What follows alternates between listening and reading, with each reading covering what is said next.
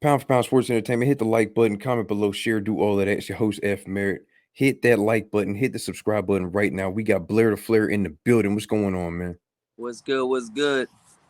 First of all, we want to congratulate you on your latest victory over Maurice Hooker. You went in there, handled your business, wasn't playing around, wasn't doing no talking until after the fight. Can you please let us know what happened with that fight? You know what I'm saying? That fight, it was all strictly business. I'm coming off a loss, so I had to show up and show out. And I was facing against a even better opponent than the last fighter, you know. So I had to show the world that it was just a fluke. That like, look, that was something that's circumstantial. We fixed the circumstances and got major different results. We got a better team.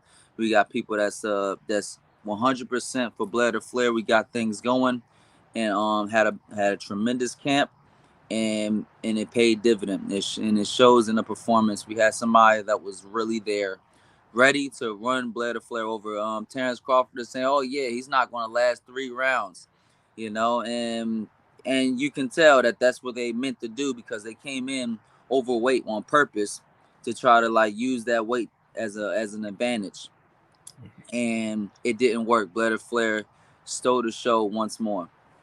Mm. Now, you mentioned a new team. I know you went from Freddie Roach to another trainer, new team, like you said. What was up with the switch? Why switch from Freddie Roach? I just need a little bit of hands-on training. Mm, I need somebody that's like focused just for me, and like the team that I have, I have three trainers that's all focused on Blair to Flair becoming the best that he possibly can be. I have great strength conditioning trainer that has tons of experience with other top fighters. And we have two really good trainers that also have boxing experience in the real fight, and can handle the pressure of somebody like Blair to Flair. See, a lot of fighters and a lot of trainers can't handle what I'm going through. They can't handle like the idea that, oh shit, I like we're in a fight that's like that could like you could win, you could lose these fights. I mean, you're not a favorite, you're an underdog, and most people aren't expecting you to win. Most people already counted you out, and it's only a certain type of people that can handle that kind of stress, and I'm one of them. But it's always great to have somebody that's in there, that's the trainer, that can handle that stress as well. I had tons of great trainers that that just couldn't handle the pressure of the fight, and like that's another thing. okay, we're gonna get right to it, man. What's up with the Errol Spence call out video? You did a video calling him out saying, "Oh, if you don't want to sign the contract against Terence Crawford, I'll fight you." You know, how did it get to this point? I know you called everybody out before, but why specifically Errol Spence Jr. right now? Well, he's always popping off. Every time I got a fight, every time something happens, he's popping off. He was the one that had the most to say when I took a loss. And you know something? It's like this, man. If you really think you the shit, you think you really the shit because like I can expose your ass. Like let's make it happen. Let's make the fight happen. If you think that I'm just like a fucking what do you call it, a 30-year-old prospect, let's make it happen. You know what I mean? Because who knows? At the end of the day, it might be him that be getting knocked in the dirt. Yeah, we got to make shit happen. And the thing is, I'm the people's champion. I'm supposed to pop off. If something don't go right, I'm supposed to pop off. If he fucking has that fight with Terence Crawford and wins decisively and proves everybody wrong and proves all the people that believe in him right, I'm going to give him a standing ovation. But until then, the people's champion is going to speak exactly what the fuck they see. A bitch. We see a bitch that's in Errol Spence right now. Terence Crawford is saying everything. Terence Crawford is trying to make the fight happen. Let's make the fight happen. If you don't want to make the fight happen and you're a coward, come see Blair to Flair. We go ahead and steal those belts from you right quick. Go ahead and take those belts and fight Terence Crawford my damn self. Wow. I'm not mad at you. Like, I totally understand. Are you frustrated at the welterweight division because of Errol Spence and Terence Crawford? How everybody's just sitting around doing nothing? Absolutely. It's just politics and a whole bunch of sitting around, not doing nothing, not making major fights happen. A whole lot of fucking pretend Mayweathers. It's just it's very frustrating. Mm. You know, a whole bunch of young athletes, young fighters that's not fighting nobody, ain't fighting each other, ain't calling each other out, but yet everybody wants to have that goddamn respect. The only person in the top 10 that should demand and should have their respect is Blair Flair, period. Because I'm the only one that's fighting top 10 contenders. I'm the only one that's fucking fighting against the odds. Everybody else is just like fighting setups. You know what I mean? Like they're setup fights, circumstantial wins, and like we need to see these fighters go through something. Like I want to see what happens. What happens when your fucking training camp don't even know if you're gonna win? Mm-hmm. What happens when your trainer don't even know you're gonna win? What happens when the doubts in your mind come up in the fight when you get punched in your motherfucking mouth? Because a lot of these fighters ain't even getting hit. You know what I mean? You don't know who the fuck these fighters are. You don't know who Ennis is. That man ain't been smacked up yet. We don't know who the hell Vergil Ortiz is. He's got 100% knockout rate. He haven't been hit at all. You know what I mean? He's fighting pillow fighters. Come on. Like, we don't know any of these fucking fighters. We don't know who the fuck Conor Benn is, man. You know what I mean? And I don't even want to talk about what happened with Conor Benn. I was about to ask that. I love Conor Benn to death. You know what I mean? And I know that'll be a great fight for me and for the fans. Mm-hmm. And like I've always had like a nothing but respect for Conor Benn, but that's just crazy. You know what I mean? We need to clean up the sport. And when I said something about fucking Vergil Ortiz being like drug doping for that incident that happened before when he had to pull out of a fight, and I had to save the fucking fight. You know what I'm saying? Save the whole fight card. There was so much backlash on me, but it was no evidence being put out. So like, yeah, you want to make the fight happen with Blair Flair? Let me see your fucking drug test right now. When you sign, let me see that, and then when we fight, let me see that. At the end of the day, after I spank you up, I want to see that fucking drug test. You know what I'm saying? Because at the end of the day, like those problems don't happen with people that don't fucking take drugs, that don't take steroids. You know what I mean? Like that issue that happened with him. You know what I mean? I've heard a lot about that. I started looking that stuff up. It's very funny how like that's very common among steroid users. Mm. You know, and then you see a lot of these young athletes that they're performing all right, but like, at the end of the day, we need to really start checking this sport, man. Like these people need to they need to be clean. If I'm clean, come on, like you know what I mean? Be clean. You know, it should be a fair fight. Yeah, You know, we want it fair for both fighters across the board. but these guys don't want fair fights. Mm. They want circumstantial fights. They want to win on and still have that in their mind that shit. If I don't like that. Like if you get a fair fight and win against a good opponent, that was a real win. The fight against Maurice Hooker was not a circumstantial win. It was not a circumstantial matter of fact, he had better odds in his favor. He didn't have a broken hand coming into the fight like Vergil Ortiz. He didn't have a fucking horrible camp coming into the fight with the other guy, the other Mexican guy. What's the other guy that he lost against? Maurice Hooker? No, yeah, Maurice Hooker. He lost against two guys. And there was circumstantial wins, basically. I think it was Vergil and Hooker didn't go down from a punch. He went down because his hand was in excruciating pain. Yeah.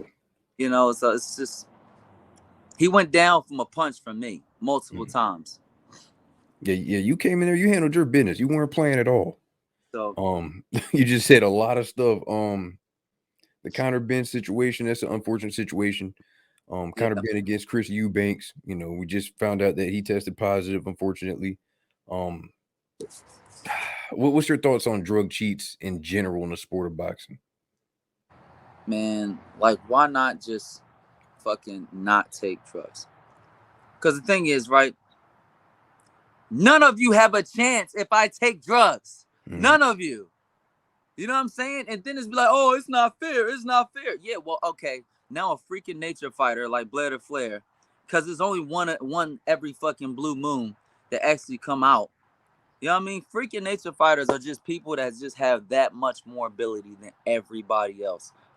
You know what I mean? Can you even imagine what the hell I went through 3 years, a 3-year layoff, couldn't get a fight. Nobody ever wanted to fuck with me in Philadelphia because I was a freak of nature fighter. The things that I can do, nobody else can do. And it didn't matter who the hell you was. It didn't matter how good you was. It didn't matter. You was going to get hurt. You know what I mean? You was going to get hit, and it wasn't going to be a good day for you, even in sparring. You know what I'm saying? Freaking nature fighters are just that guy. Roy Jones, Manny Pacquiao, Aaron Pryor. They're just that much higher in like ability. You know? And like, if you really want to just be like, oh yeah, you know what? I think that we should all just do steroids. People like me, there won't only be one person. It's just be me. There won't be no like toss-up fights. Nobody will ever have a chance of beating me and beating people like that. You know what I mean? That just have that much ability. So like, if you want to just make it fair, make it fair.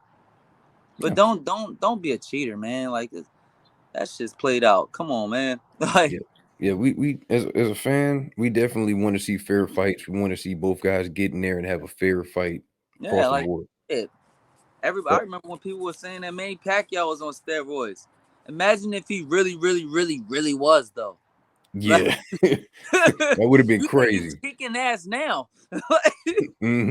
Fighter of the decade. Absolutely. You know what I mean? Like, nobody has a chance. A lot of people would say, you know, you want the Errol Spence fight, you want to fight against Terence Crawford, but you know, we got the sides of the street situation. Some people would say if you want to fight Errol Spence, you're gonna have to come over to PBC to fight him. What's up with your contract with Golden Boy? I mean, you don't have to go into specifics, but you know, how? I mean, do you have the ability to come over to maybe PBC or a Top Rank and fight those fighters? I believe anything is possible. Right now with Golden Boy, they're treating me pretty good, and well, as good as they can. You know, I am the underdog in my own promotion, and like I am like an underdog in almost every fight. And I'm not expected or supposed to win in almost every fight. There was almost nothing that went down the moment that I won that fight. Nobody was happy to see me win. I mean, you know what? I think you've done a great job of marketing yourself, honestly. So, like sometimes it's just got to be that. Like, sometimes there has to be a fighter that's bigger than these promotions, that's bigger than the television channels, that's bigger than life itself. You need characters that can spike the true imagination of people. And if you don't have that, you don't really have boxing. You know, like we don't have like the sport where it could be in its full potential. And like, so when I say, yeah, anything is possible, anything is possible. You know what I mean? When you got a fucking star, they'll make that shit happen. Yeah. Oh, they gotta go to PBC. I'll call them out on their bullshit. Look, PBC, man, you motherfuckers are bitches. Y'all over here playing games with the goddamn belts and shit. Like, I don't want to hear that dumbass shit. You know what I mean? I don't want to hear that dumbass shit. Oh, they did that shit with Terence Crawford. That's because Terence Crawford can't sell. That's because Terence Crawford don't like to talk. Terence Crawford can't tell people how much of a bitch he is, how much of a bitch fucking Errol Spence is. You know what I mean? How much everybody's trying to play games and play hide and go seek with these goddamn fights. You know, he went over and just fought everybody else but Terence Crawford, and the world's been demanding that fight for years. I would love to see that fight happen, and if it don't happen, holla. And who do you got in that fight? Right now I got Terence Crawford. I mean, it can switch either way. I think both fighters are incredibly talented. and it like me personally, I don't give a fuck who wins. I got whoever wins. You know what I mean? I'll fight. Matter of fact, I'll fight both of them. The whole Actually, thing is, another guy that said that he's like the backup plan or he has the winner or whatever. Keith Thurman. What's your thoughts on Keith Thurman? I would love to fight Keith Thurman. You know that would actually be a fight worthy of fans and worthy of boxing. You know what I mean? You haven't had a great fight with two great marketable figures in boxing that's actually fighting, that actually know how to fight.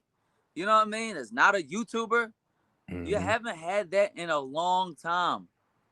You know what I'm saying? So long, in fact, that YouTubers and fucking Instagrammers and TikTokers is out here doing it and slaying a whole lot better than half of the goddamn guys in the boxing world. Like, get your shit together, boxing. Get your shit together and make this shit happen. Why not Blair Flair and Keith Thurman? That's a perfect idea. Why not fucking Blair Flair and Adrien Broner? That's a perfect idea. Hey, Adrien Broner's got a whole lot of experience. Blair Flair's on a come up, but he don't have as much experience. Make the fight happen. Oh, guess what? And they don't really have a big age difference. You can't say that fucking Adrien Broner's over the hill. Because if that was the case, then me, I would be over the hill. And I'm just getting started. You know, so it's just like, you know, it's a lot of bullshit that's involved in boxing. But like in amongst the bullshit, I still have hope that somewhere along the line we can make these things happen, make greatness happen. You know what I mean? Let's make something special happen. So what's the goal for Blair Flair? Is it to get the belts? Is it the money? Is it the fame? What's the goal for you personally? The goal for me is to, when it comes time for me to leave boxing, it ain't never gonna be the same.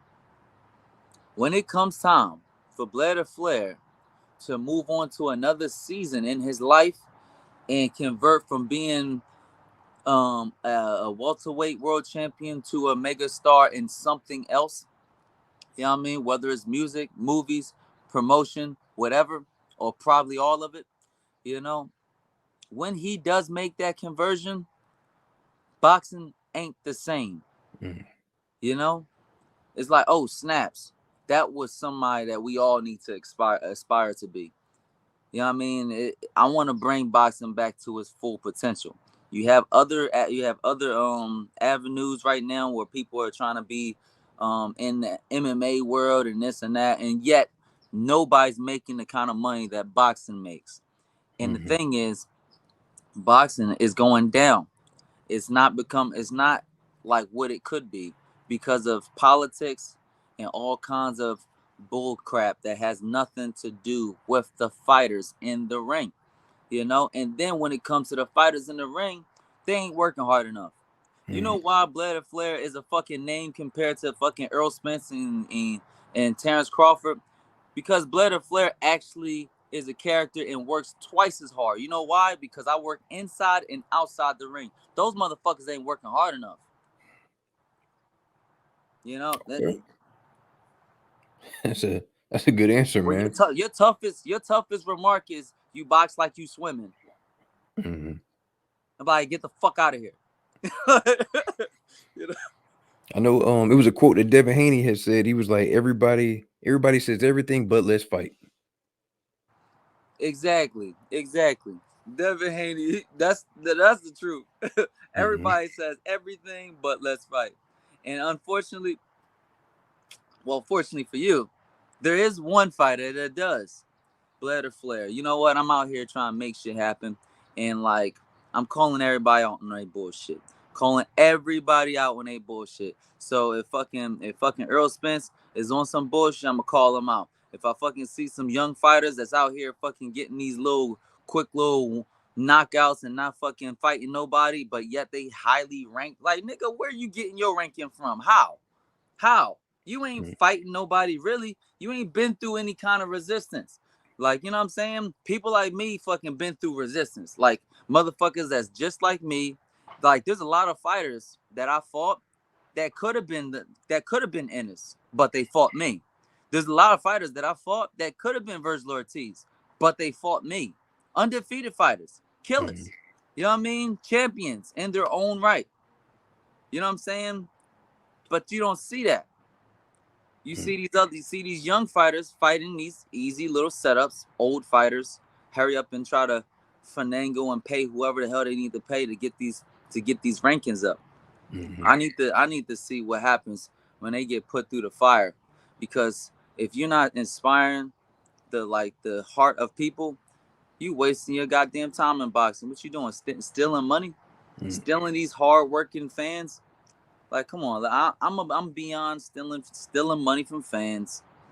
You know what I mean? Let's just give them what they want. I mean, you just mentioned Jaron Boots Ennis. You know, you pulled up on him at a fight. Do you still want that fight with Jaron Boots Ennis? Man, I'll pull up on him again and again and again. Do you see the look on his eyes when I pull up? See, the thing is, people don't fucking notice. People are different. You know what I mean? When I pull up. You know what I'm saying? Oh, shit. Help. Like, help, because, like, once upon a time, there was no fucking Boots Ennis. There was Blair the Flair, period.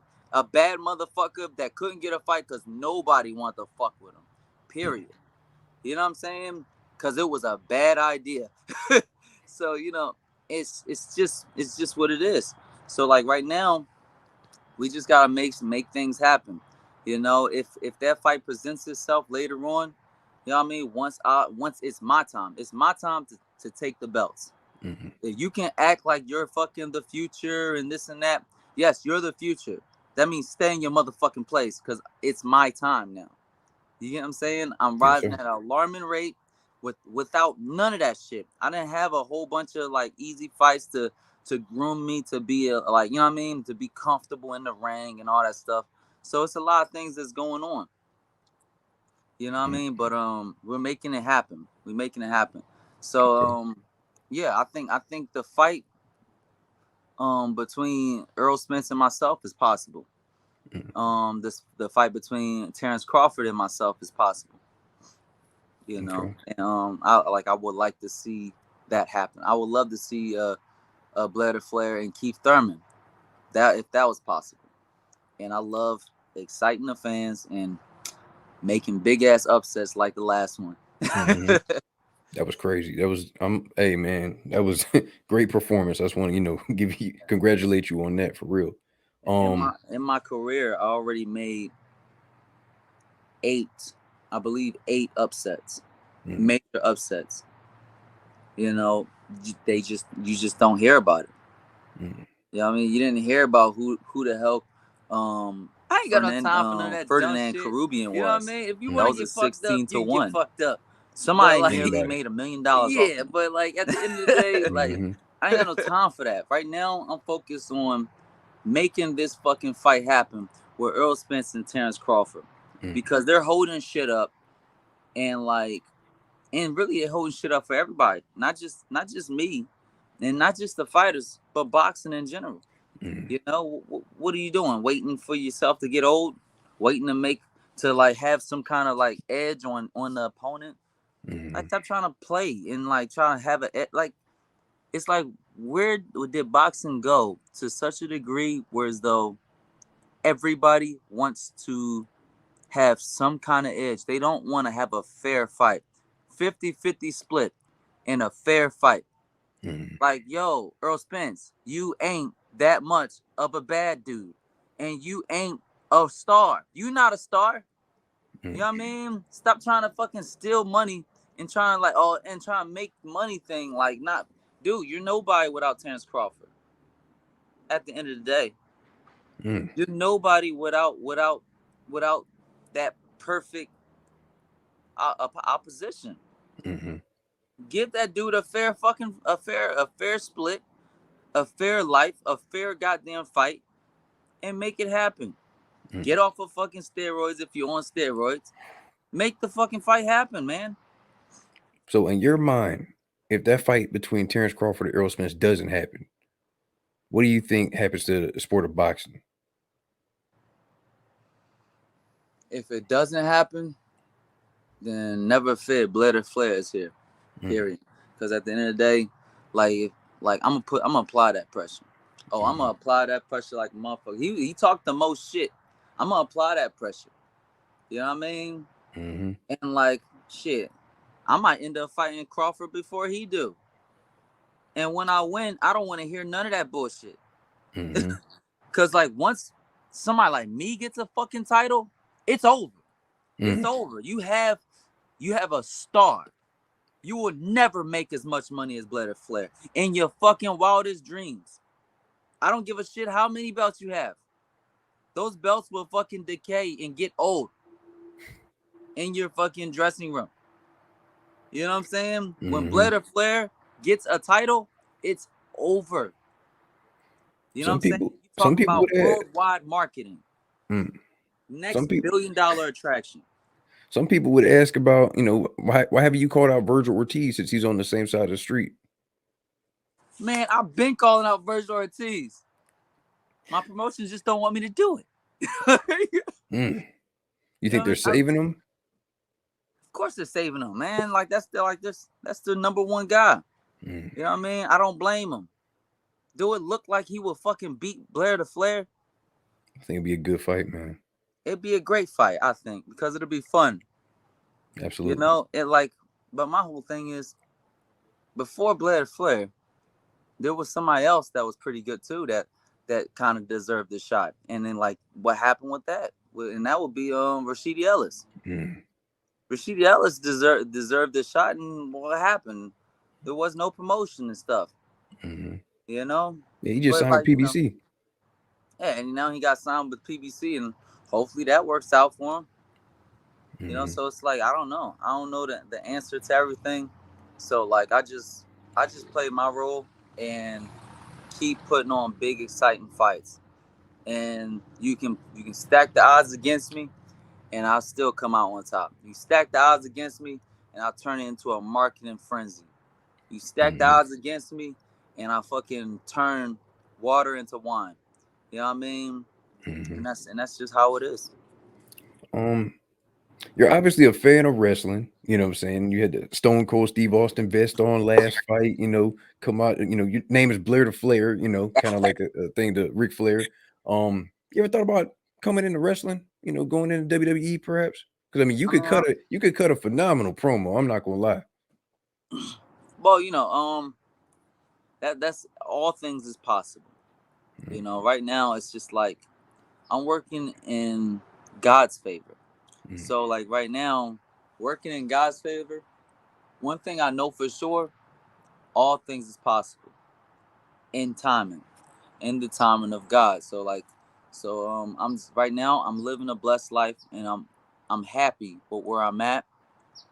I know there's a lot more to go, and my road is going to be a windy road with highs and lows, and they're mostly major highs and major lows. And it's going to be fun to even see what happens in the days to come. Who knows? Wrestling might be a big thing. MMA might be a big thing. Music might be a big thing.